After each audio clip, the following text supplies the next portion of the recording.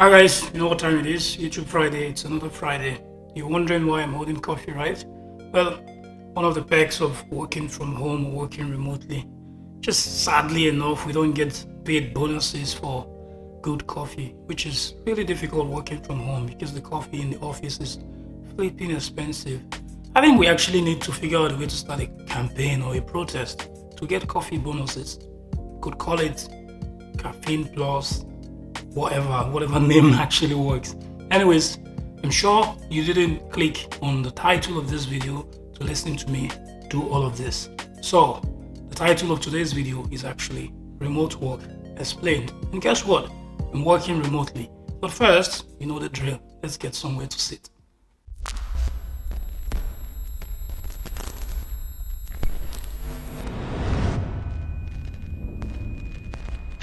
I know what you're thinking. You're probably thinking this is another video of another techie trying to sell you a dream about the glamorizing side of work from home or working remotely in general. Trust me, this video is not about all of that. Neither is it about me talking, telling you about the good sides and downsides of working from home or remotely, like burnout and all of that stuff. Really, that's not what we're here for today.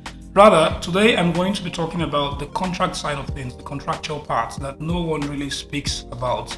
And these are things I think if you're working remotely or you intend to get a remote job, it's worth considering. And today I'm going to tear it into two parts, pretty much for you to understand where I'm going with this. The first one, obviously, is understanding the difference between remote work and hybrid work. Now, the reason why I think this makes sense is because this is a trick that most employers actually use to lure you in. They leave the lines so blurred that you think you're looking for this kind of job when in real sense, it's not even what you're going to get. Now, what is a remote job? Let's start with that. What is a remote job? Now, simply put, a remote job is a job that requires you not to get into the office to fulfill your task, or whatever it is you're getting hired for. While on the other hand, a hybrid job simply means you're expected to be partly in the office and partly outside the office. Let's talk about the hybrid part. I'm going to save the remote for the next explanation because I'm going to actually go really deep into that. But on the hybrid side of things, hybrid, like I said, requires you to be partly in the office and partly outside the office. But employers these days actually use this as a trick. They sell you a lot of dreams with this. Now, on the job offer or the posting or whatever it is, you see stuff or lines that read something like possibility to work from home, possibility to get a hybrid offer, possibility for hybrid work. It's being phrased in so many ways. And what that suggests is you have to seek approval for you to get that. Or better still, you have to speak with the recruiter or the hiring manager when you're being hired to actually speak about this. And in most cases, they tell you stuff like, okay, we would expect you to come into the office once or twice. Now, what that says is it is not, something that is static. It's going to be pretty flexible. There are times that, the workload might be hard. You're expected to come in 2 days. Sometimes it might be 3 days. And while this is not entirely bad, because some people just want a day or two to be able to go over their, personal activities or stay at home to do some, taking care of kids or whatever the case may be. While this is not entirely bad, I think it's something worth knowing because at the end of the day, you want the luxury of choice and you cannot choose if you don't actually understand what the options are. Now, moving on back to the remote offer, I think this is pretty much the most important thing to talk about when it comes to remote job, and that is the location of work.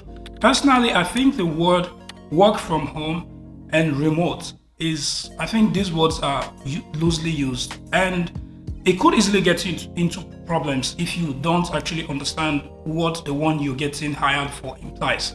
Now, work from home implies working from home, right? But at the same time, on your contract or the job listing, chances are they might have used the word fully remote. Now, this is not an English class. I'm not going to sit here and say this one means that one means that, because at the end of the day, the most important thing might be you not going into the office, which it is for me currently at the moment. Now, my previous employer had this document they made pretty much everyone sign that states that you cannot work outside your apartment or your house or whatever it is you're living. Now, this is something that I think I'm definitely sure, because it took me probably 6 months of working from home. This was like during the COVID era. It took me like 6 months of working from home to actually figure out that I had stuff like that, like on the contract side. I never knew, honestly. And this is the question that you need to ask way beforehand, because if you're going into industries where the data is really sensitive, like banks, security companies, and all that, I think most likely this would be the case. That is, if they don't actually tell you that the only offer they can offer you is a hybrid mode. So work from home, remote, in most cases, they mean two different things entirely. So you might be getting hired to actually work from just your apartment, which, if you look at it, yes, you have the flexibility of being able to stay at home, do laundry, clean the house, do every other stuff you would do at home normally while working. But at the same time, what happens when you have to catch a flight on a Friday because you want to go to Barcelona for the weekend? Now it becomes difficult to achieve that dream you see people living, like working from the airport, working from the beach, working from Bali, and all of that. Nonetheless, summarizing this video, it is important to ask these questions as much as possible so you understand what it is your employer requires from you. That's where we end it for today. If you're searching for a remote job, a hybrid job, a work from home job, this is me wishing you good luck. Thank you. See you next time, guys.